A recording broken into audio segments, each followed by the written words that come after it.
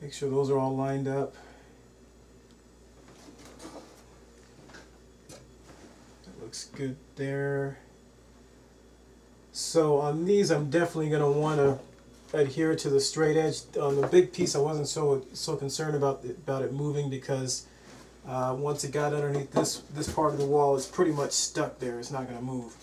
But these smaller pieces, I definitely want to make sure that they butt up against the straight edge as I'm putting the nails in.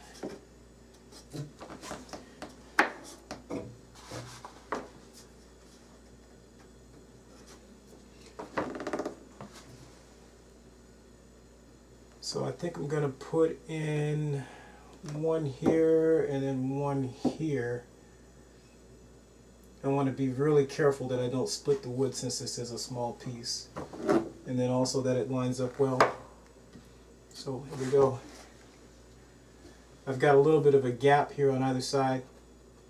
The reason for that is when I cut the wood, when I sliced here and then sliced here, the saw blade, the width of the saw blade is kind of what you're seeing there. So makes up for most of that. Let's see here, so that looks good there. Slide this over just a little bit. Okay. Go ahead and nail that in. So what I'm going to do to keep this small piece from moving is I'm going to probably use a combination of things. I'm going to use my knee, kind of like that, just so that this doesn't move around. What I'm doing is pushing the wood up against the back part of this here, so that it butts up against the straight edge and stays put. So I'm going to go in the kitchen to do that.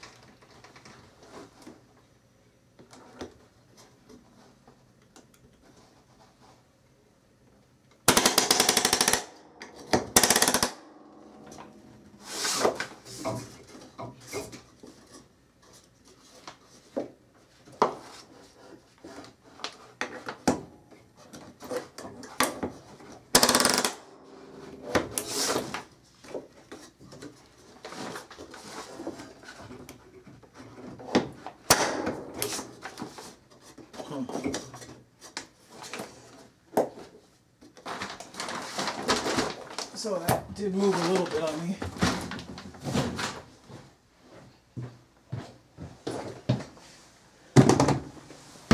Kind of afraid it was going to move, and it did. So